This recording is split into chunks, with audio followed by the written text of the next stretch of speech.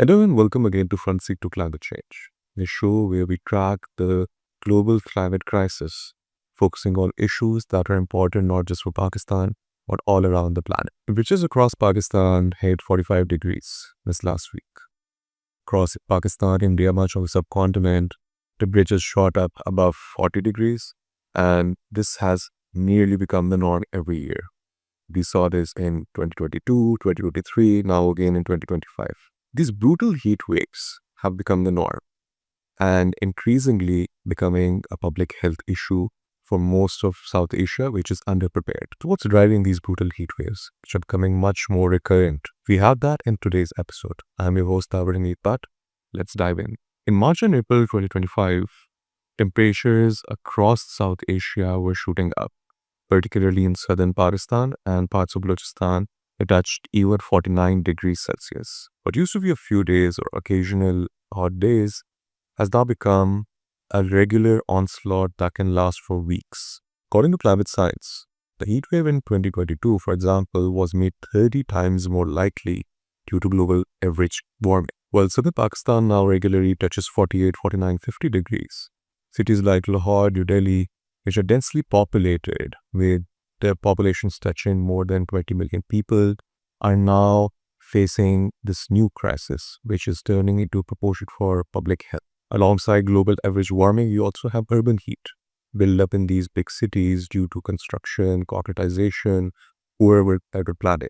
From IPCC's latest findings, it's very clear that the combination of both global average warming and urbanization is going to lead to massive public health issues in the future.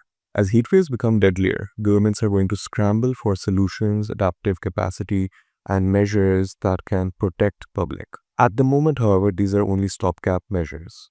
We really need to understand what is happening, what is driving these changes in the environment, and how to really guide policymakers towards the right solution. To understand the weather patterns and how they're changing, we're going to talk to weather expert and forecaster Jawad Memon to understand it in detail. Unpack what is causing the heat wave this particular year, particularly with the understanding of El Nino and La Nina. What are the factors overall playing into it? Thing is, Dawar bhai, basically, we were going through a season transition this year. Last year, there was an La Nina factor over globally, which was dominating. And because of that, we have already seen a lot of suppressed winter rainfall, which was less than around 50 to 60% as per our yearly average. Now, coming back to the heat wave, well, we saw such transition currently as per the last few months. Basically, we were globally transitioning from the La Nina pattern towards the neutral ENSO conditions. Currently, the neutral ENSO conditions has been officially declared by NOAA, but for the past few months, especially since February, there was a transition period, and because of such transition, we have usually seen in the past that heat wave type conditions usually build up, and also they get much stronger than the anticipation. During the past few months, we have seen such record-breaking events as well, not in the Pakistan, in fact, across the subcontinent. And because of this transition, we have seen earlier a rise of this such heat waves, especially in the south and southern areas such as Sindh and Balochistan region. So, what is in your view and also scientific evidence explain leading to these early onset heat waves, and should this be considered the norm in the coming future years as well? Yes, we can consider it as a norm because since 2015, we have seen every year there has been a record breaking heat wave. And especially since 2021, 2020, because of the COVID, there wasn't much activities. In fact, that year went below normal. Overall, the global temperatures dipped significantly. But again, since we start the activities since 2021, every passing year is becoming hotter than the previous year. Each year we are declaring not even in our subcontinent but across globally, that every passing year is breaking the record of previous year, and this has been becoming a norm. Even if we talk about 2025, the current year, January, February, and March 2025 were the hottest months ever recorded so far.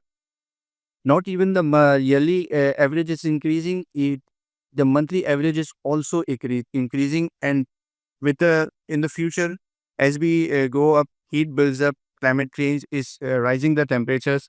This is becoming a norm, and Pakistan, unfortunately, is one of the top five countries which is being affected by this climate change, by this rise in temperatures. Especially our southern areas, our bigger cities like Karachi and a coastal belt like Gwadar, because not only the temperature of land surface is rising, in fact, the sea surface temperature of Arabian Sea is also rising. That's why for last year we have seen such insane humidity levels, like the feels like temperature due to high humidity was going almost 55 to 58 degree. Last year that was in June 2024. This year we have also seen this is just the start of the summer season right now. But in May, the feels-like temperature in Karachi, especially in the sea-facing areas due to high humidity, is already rising up to 45 to 46, which is expected to rise further in the coming months. Since you're also you have expertise in forecasting, this is a key issue in Pakistan and other developing countries, that the climate models have changed and the weather forecasting is still not able to capture the extremities of these events. And now we have this challenge that people are uninformed because the forecasting is not really showing the extent of the heat buildup, especially in the urban context. And that then leads to the problem of how do you communicate it to public, which is going to be vulnerable and has to prepare for it. So what are the, you think, the limitations in current forecasting and possibly solutions to resolving the public communications gap to really, make people wonder about heat waves? There are two different points. First, we come to the forecasting scenario. For right now, being a developing country, as you have mentioned already, we don't have any such localized or locally developed forecasting models. Most of us have to rely on the international models. And as you know, whatever country, whichever country made such forecasting models, they do global research. They have global data, but they don't have the localized data. First of all, we need to develop such localized forecasting models, so these models can understand our atmosphere, how heat is building up, how humidity is building up, how the soil moisture is going on, how the wind pattern is going on. At least we have to keep this in mind that Pakistan is the one of the top five countries affected by climate change. Every passing year, our patterns are evolving rapidly. Last year, we have anticipated above normal monsoon, but that monsoon wasn't much above normal. It was almost normal. This year, as we have seen, the winter rains have suppressed more than half. 50 to 60% less rains is too much. And because of that, ground conditions is currently going through, especially in Sindh and Punjab region. These are your core agriculture areas. So the need of localized forecasting model is very much right now. We have to rely on the international models, which is not are so accurate. That's why we cannot anticipate, we cannot see beyond 15 to 20 days what is going to happen. But in developed countries, they even knew 30 days or even the more than 40 to 45 days that how weather is going to evolve, how pattern is going to change. And beforehand, they alert their local whatever the people are living there and there. Okay. Second thing is there is a communication gap between the authorities and the local people. We need to fix this. This is the real time issue right now, because whenever such events happen, half of the general public didn't even knew that there is a forecast of heat wave or there is a forecast of flood or even about the heavy rains. This gap needs to be fulfilled, and not only in the best possible way, cheapest possible way, easy to access, but in the local language as well. As you know, most of a lot of people didn't understand English, or they didn't even knew how to read English. So local language is the best way to communicate these messages. First, improve your forecast. Once you start doing that, start closing the gap between the real time updates, because this is the core issue. Like if you don't know what is going to happen in the next 7 days, and you are, for example, for a farmer, and you don't even know how the weather is going to be for the next 7 to 10 days, how you can keep your crops managed, how you can make your daily life like livestock, and there are a lot of things. So these are the core basic issues which needs to be addressed on emergency basis. If we fix that, we can overcome this issue significantly and very rapidly. That was weather expert Jawad Memon giving us a detailed overview of what's happening on ground and how these changes are becoming more recurrent, as well as what can be possible ways to improve forecasting and help people understand how to protect themselves. In our next segment, we zoom into climate science to understand what is behind the long-term changes as well. Climate science, of course, is very clear that as long as we cannot control emissions, we cannot stop warming. Climate science, of course, says that as emissions keep on increasing, the warming will continue. Truly to understand, we're going to zoom out and speak to climate scientist Dr. Fahad Saeed, who has also been a contributor to the IPCC's reports, to understand the climatology behind it and understand why heat waves are going to become more recurrent. So, in long term climate trends, especially looking at South Asia and particularly in Pakistan, what do you think are the sort of driving forces for these recurrent heat waves, and how, from a future perspective as well, what is the expected return period of such heat waves now? So we are currently at almost, if we talk about global warming, so we are around 1.4, 1.3 degrees centigrade. That is, we haven't hit 1.5 in terms of climate, because whenever we take climate, we consider 20 to 30 years. But the last year, we have surpassed the 1.5 limit of Paris Agreement, as it is, mentioned in Paris Agreement. But that is not a climate; that is one isolated year. But if we consider that since Industrial Revolution, the globe has warmed of about 1.4 degrees centigrade in terms of climate, right? So, but when we talk about Pakistan, because talking about the global level, we are also considering ocean as well as land. So, ocean normally warms at a lower level as compared to the land because of its specific heat. But since when we talk about Pakistan, we are only talking about land. So, at the current level of warming, Pakistan is almost 1.7 degrees centigrade warmer than the global average. So that we can safely say that Pakistan is has warmed at a high rate, and which also makes sense because ocean is getting warmer at a lower rate. But in terms of projections of other indicators such as precipitation, snowfall, glacier melt. So Pakistan is geographically located on a region where we have, the monsoon actually. So the monsoon, it originates from Bay of Bengal, and after passing through all of South Asia, it terminates over Pakistan. And similarly, during the winter, we receive western disturbances which originate from Mediterranean Sea, and after passing through all of Middle East, it also terminates over Pakistan. So, which makes Pakistan, because both of these systems, the main precipitation bearing system, they terminate over Pakistan, and because of climate change, it is not only the magnitude, it is also the variability between years. So we call it interannual variability. That also matters a lot because Pakistan agriculture sector plays a very fundamental role in its economy. Its contribution in economy is almost 20%, and it hosts almost 40 to 45% of Pakistan's total labor force. So any changes from year to year in the timing of precipitation, and the precipitation in the form of snowfall in the northern areas of Pakistan, and the subsequent melting during the summer times, it affects our agriculture system as well.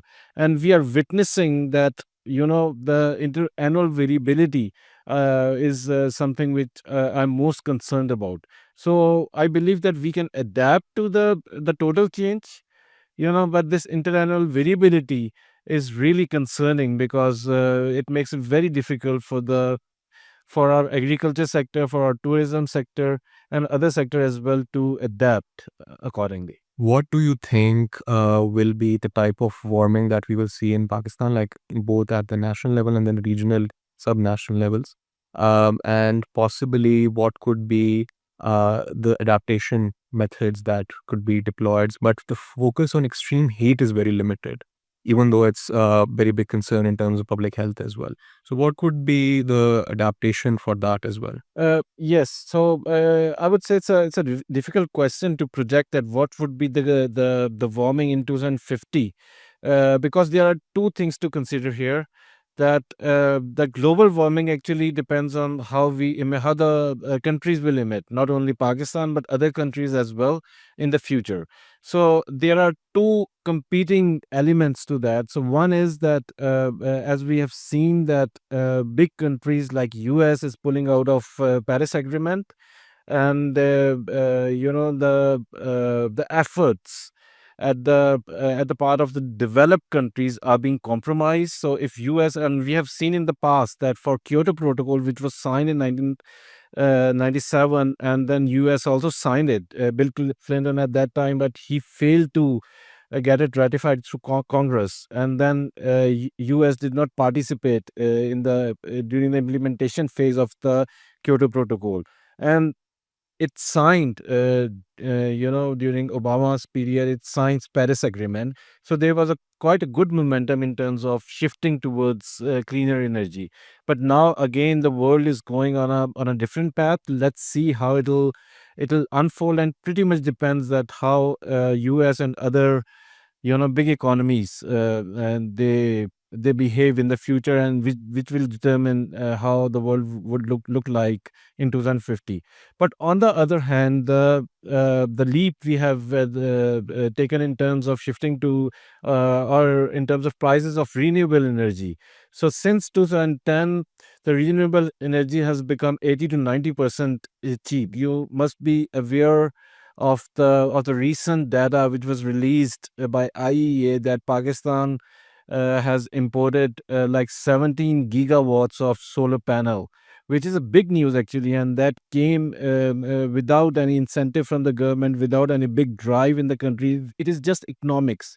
So renewable energy is getting so much cheaper that it is making sense for the people to shift towards the renewable energy on its own, I think, which would help the overall efforts. So these factors make the projections up till 2050 very ambiguous.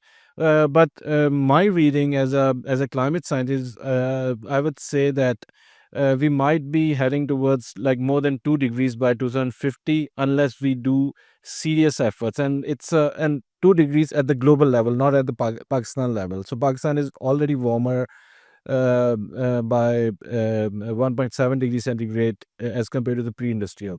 So if the world would go to 2 degrees or more than 2 degrees to 2.5 degrees, Pakistan would be like zero point 0.4 or zero point 0.5 degrees warmer than the global average temperatures. So already we have seen that because of global warming of 1.4 degrees, Pakistan has been facing unprecedented impacts of climate change.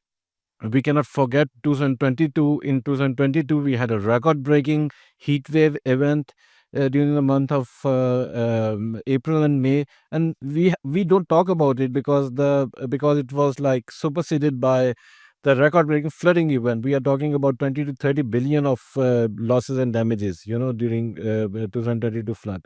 But there is a field of science which is like growing rapidly, which is called extreme event attribution. And in Pakistan, we joined forces with international scientists, and the study, which was led by Imperial College London, we were able to find out, using the state of the art techniques and methods in extreme weather attribution, that climate change had a significant role to exacerbate the heat wave in 2022, and climate change made it 30 times more likely, which means that in the absence of climate change, in the absence of 1.3, 1.4 degrees centigrade warming, that particular heat wave would have been 30 times less likely.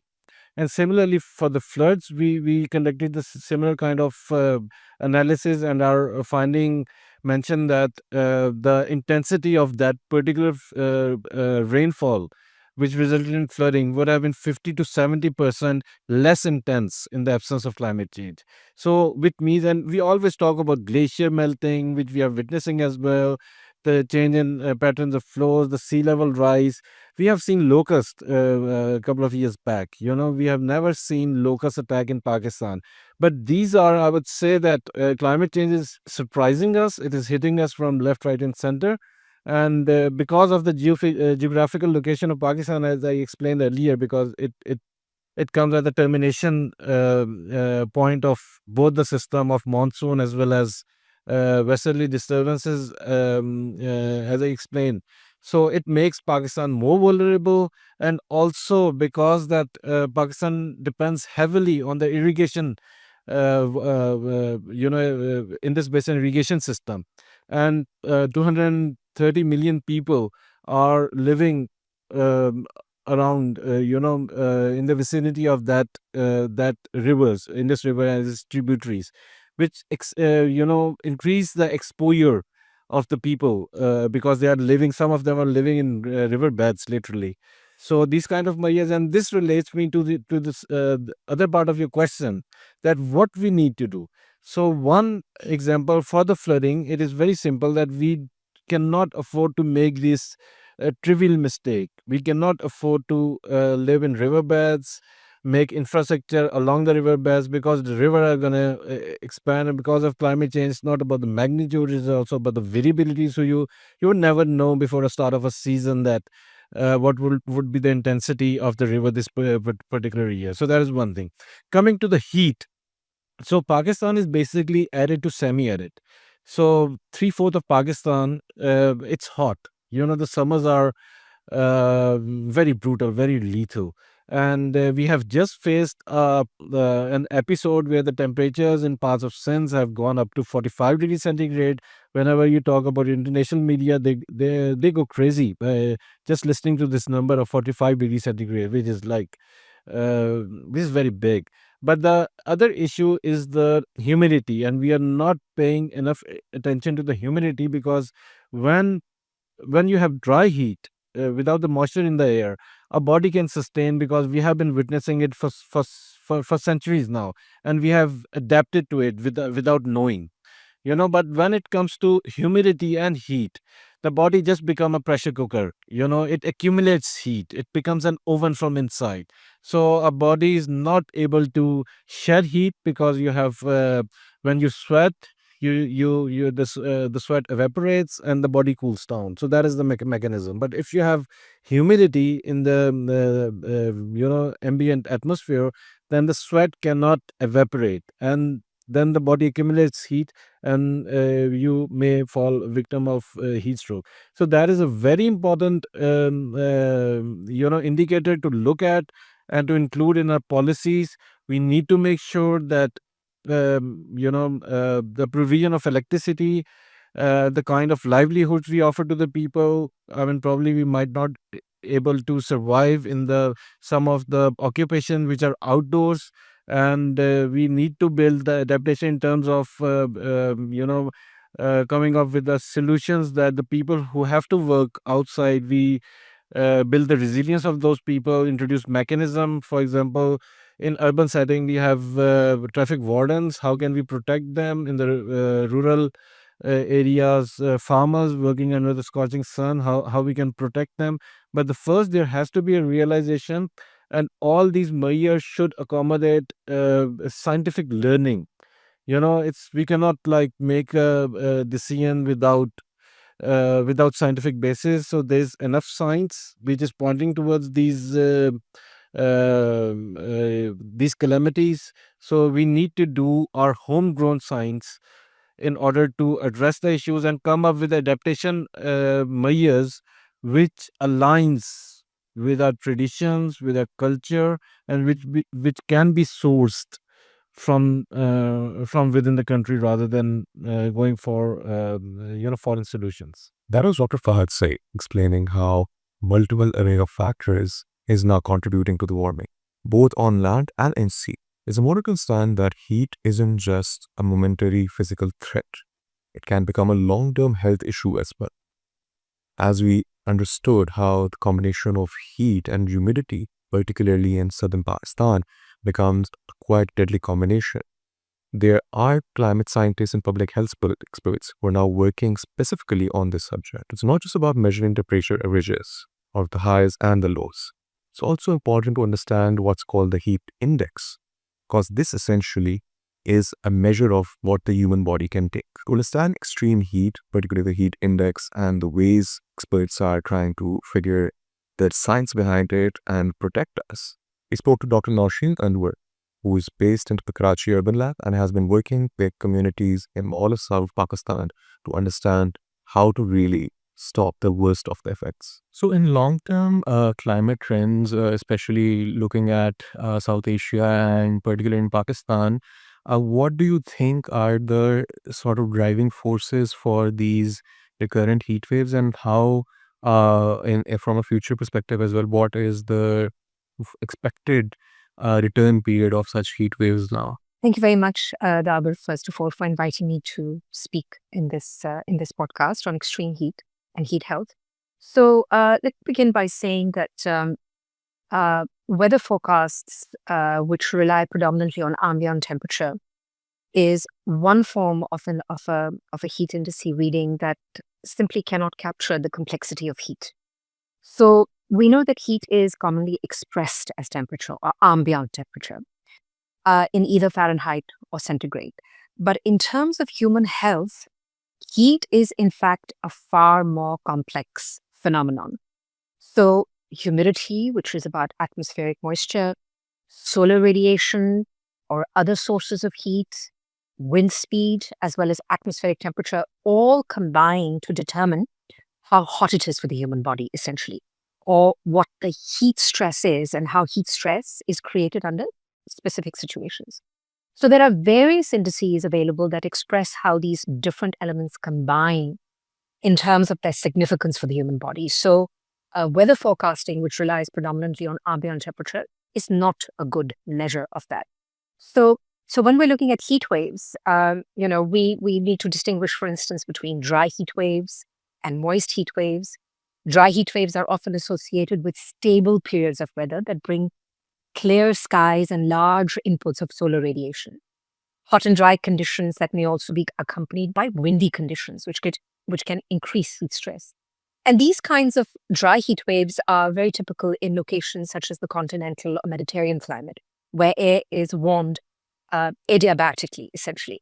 Now, moist heat waves are characterized by very warm, oppressive, humid conditions throughout the day and night. And the night factor is also a very important one, and often with nocturnal cloud cover. So this is a feature that prevents the loss of heat accumulated throughout the day and thus little nighttime relief.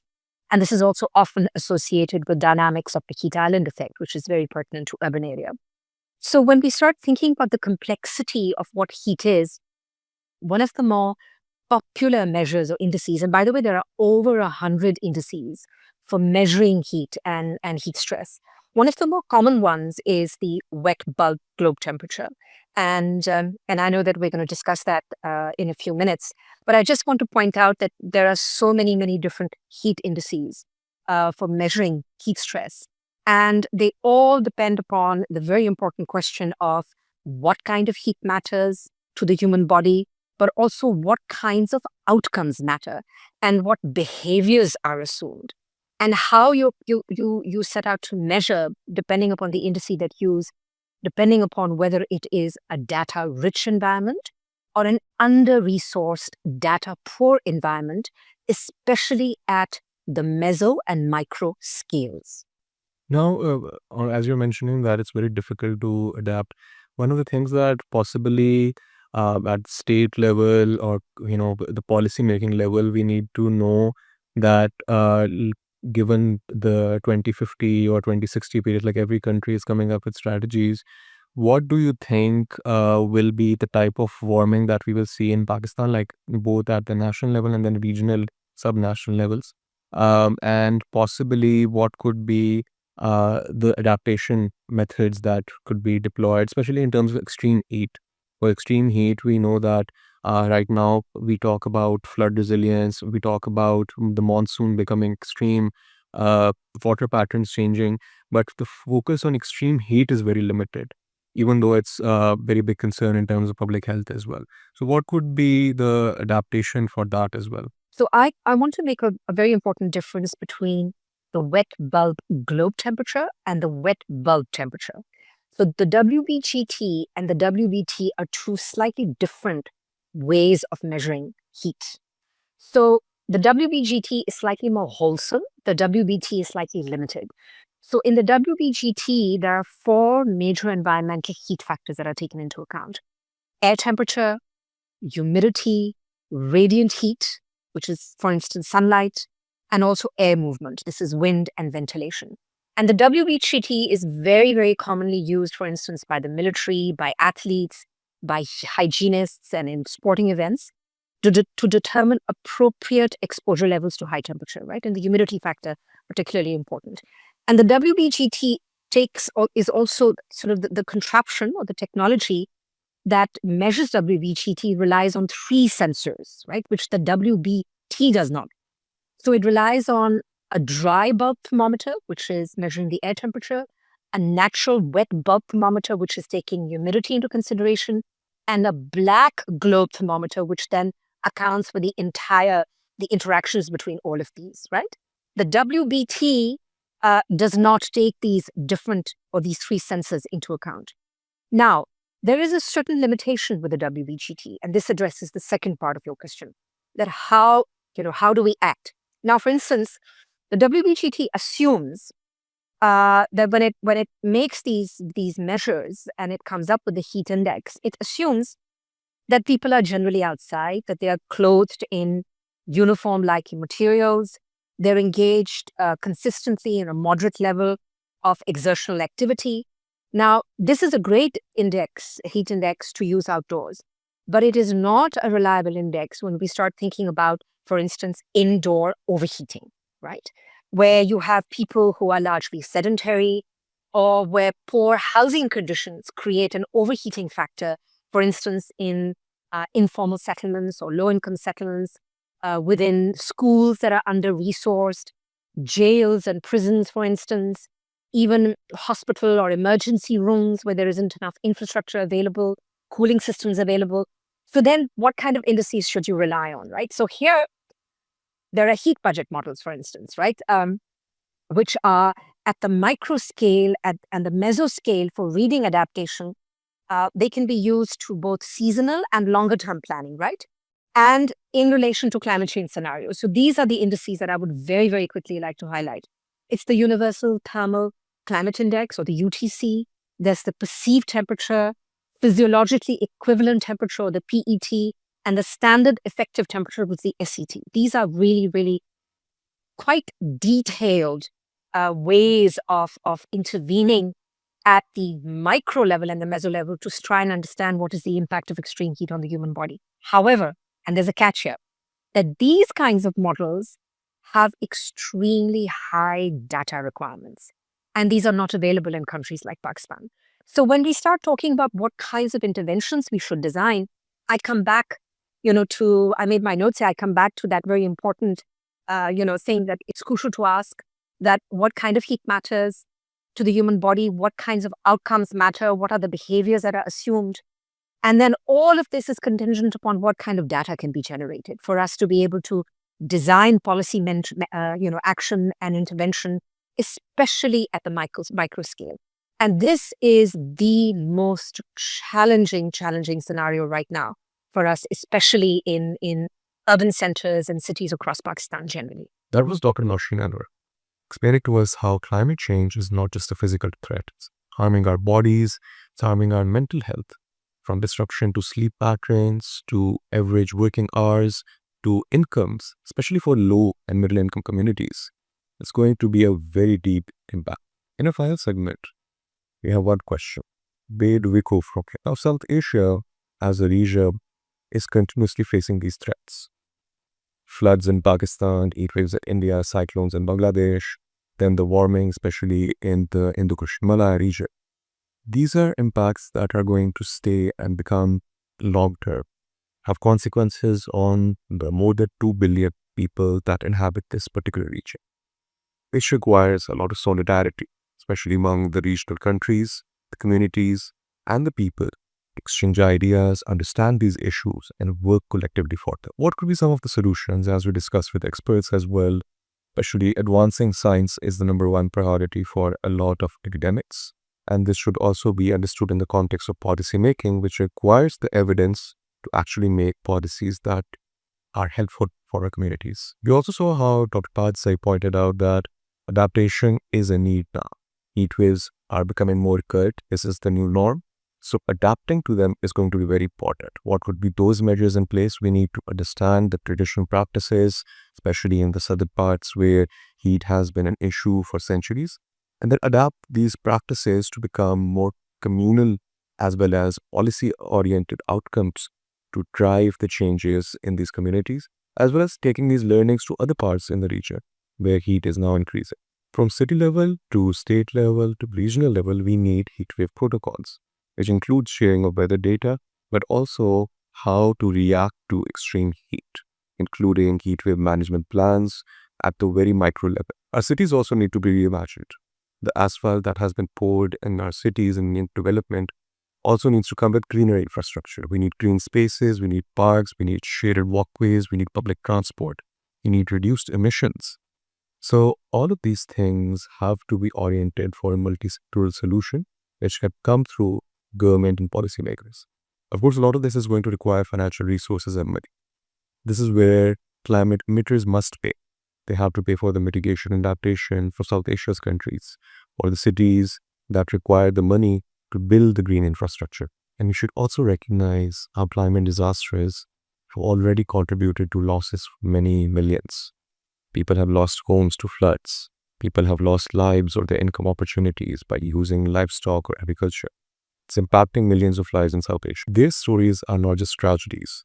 These are also warnings and offer lessons for us and policymakers to take the problem of climate disasters, particularly extreme heat, very seriously.